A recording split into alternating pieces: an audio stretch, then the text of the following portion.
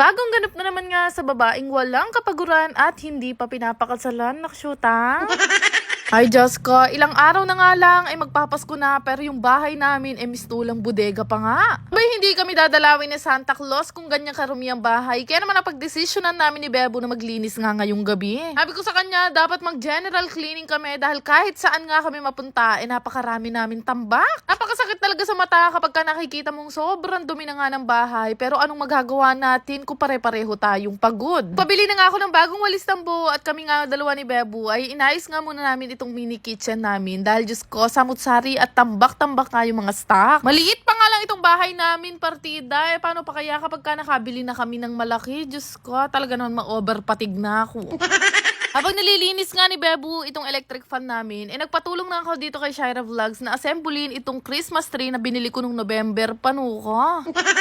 Diba? Ganyan kami kabisi. 3 araw na lang bago magpasko. Tsaka pa lang kami naglalagay ng Christmas tree. Naksyota. Maliit na Christmas tree nga lang yung binili ko at medyo snow nga ang dating niya dahil syempre gusto namin ng malamig na Pasko. Alam nyo ba guys na November pa lang dumating na talaga tong Christmas tree na to at sa tagal nga niya nakatambak parang nalulusaw na nga ang mga snow. Bumili nga ako ng Christmas tree at mga palamuti. Diyos ko, nakalimutan ko naman umorder ng star ng Pasko. Buti na lang medyo matalino ako for today's ganap kaya naman naisip ko na ribbon na lang ang ilagay ko at nagdagdag pa nga ako ng mga ibang ribbon. Naalala ko din na meron nga pala akong chinek out na Christmas light at nung nakita ko nga pambihira, isa nga pala tong solar at ewan ko anytime mamamatay din yan. After nga noon ay mabalik na nga tayo dito sa pagje-general cleaning namin. Sinimulan ko na nga rin ayusin itong sala namin na ubo ng daming ang alikabok. Hindi nga lang alikabok, meron nga rin mga buhangin kaya kung nagpapagawa kayo ng bahay, sa akin na lang kayo umorder. Chares! Tandaan ko nga nung unang beses na nagpagawa kami sa bahay na to, lagi nga tong malinis. Kaya naman pala nawala yung katulong ko maglinis, nandito pala siya sa labas at tinatanong ko nga kung anong ginagawa niya dito. Naghahanap pala siya ng masasabitan nitong medyas na nilalagay nga sa mga pinto. Sabi ko naman kay Bebo, Diyos ko, bago dumating si Santa Claus, wala na yung medyas mo. Naksyota. Pagpasok ko nga dito, agad ako dumiretso sa lamesa namin na palaging punong-puno ang laman at hindi na nga nabakanti. Bali, nilinis na nga muna to ni Shira at after nga nun, kinuha ko na nga itong mga cover ng seat na nabili ko. Saktong-sakto nga lang yung size ng nabili ko at panigurado, matutuwa sa akin ito si Santa Claus. Panong hindi katerno niya ba naman pati upuan namin?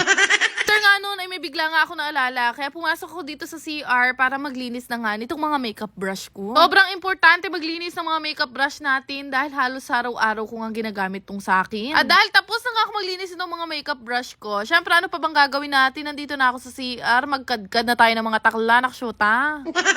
Maliit lang itong CR namin pero lagi ko minimake sure na lagi nga itong mabango at malinis. Hirap na hirap kasi talaga ako mag-CR kapag ka nakikita kong sobrang dumi ng CR namin. Isa sa mga pinaka-ayoko nililinis itong shower area namin na napakahirap talagang kayurin. Abay wala naman ako no choice, sino maglilinis dyan? Sa amin yan, naksyuta.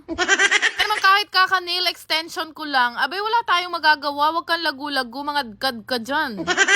After ko nga maglinis, ay naligo lang ako sandali at inaya ko nga to sila Bebo at yung iba ko pang mga kasama na magpunta nga sa amin sa bahay namin sa Pampanga. Yung iba't ibang mga grocery kasi na nakuha ko nga sa mga iba't ibang Christmas party, napagdesisyonan ko nga na iuwi ko na lang dito kila nanay. At syempre ang isa sa rason kung bakit talaga ako umuwi dito sa amin sa Pampanga, namimiss ko na nga ang buro ng nanay ko. To kasi na kahit meron ka ng sariling bahay, iba pa rin talaga ang luto ni nanay. Kaya naman out of nowhere, kahit anong oras na nga to, nagaya nga ako na umuwi dito sa amin. Kahit itapat mo pa ang kahit sinong chef, Diyos ko, walang tatalo sa luto ng isang Angeline mapagmahal.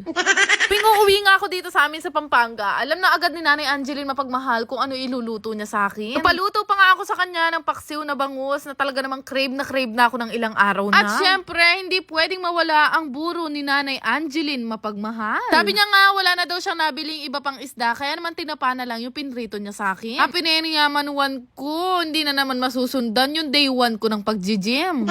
Kahit sino naman talaga hindi makakatanggi kapag kaganito yung ulam na ihahain sa'yo. Kaya naman chinat ko na lang yung coach namin na babalihin ko na nga yung cheat day ko na dapat sa linggo pa, naksyota.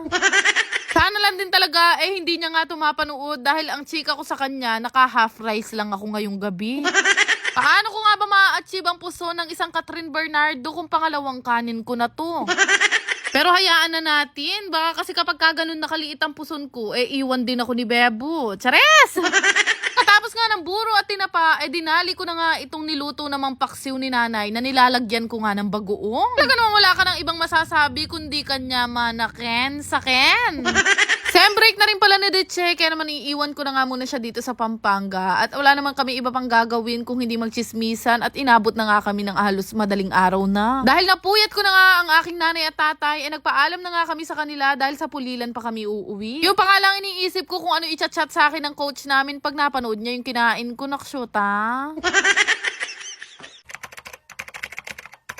Bago ang lahat, gusto ko lang i-share sa inyo itong pinaglilibangan kong laro na Diamond Game. Paalala lang, ito ay libangan lamang ng matatanda at mahigpit na ipinagbabawal sa mga bata. Napakadali lang mag-register at gumawa ng account dito. Ilalagay nyo lang naman ang inyong phone number, mag-create ng password at higit sa lahat, huwag nyong kakalimutan ang aking referral ID. Yan nga lang kadali at meron ka ng account dito sa Diamond Game at napakarami mong pwedeng pagpili ang laro dito. Pero syempre, bago ka maglaro, kakailanganin nyo muna mag-cash in. Kadepende nga sa inyo kung magkano yung gusto nyong i-cash in. Pwedeng 100 hanggang 50,000. After nyo nga mag-cash in, ay pwede na kayo mamili ng laro na gusto nyo laruin. Meron nga bagong laro dito na sinubukan ko nga laruin. Ito nga yung Super Ace. Ay grabe, nung una nga hindi ko pa talaga masyadong mag-gets, pero pipindot-pindot ka lang pala dito, pwede ka na nga manalo ng sobrang laki. Pero hindi lang yan, meron pa nga akong isang larong natuklasan. Ito naman yung Fortune Gems na unang beses ko palang nilaro, talaga naman napakalaki ng na-cash out ko. Nagulat nga ako, grabe, kasi pwede ka palang manalo ng ganito kabilis sa laro na to. Kaya naman nung malaki-laki na yung napanalunan ko, naisipan ko na ring i-cash out. Dali lang din naman mag-cash out dito, pindutin nyo lang yung withdraw na makikita nyo sa baba. Kaya kung gusto nyo rin subukan, ilalagay ko na lang yung link sa comment section. Yun lang naman. Salamat!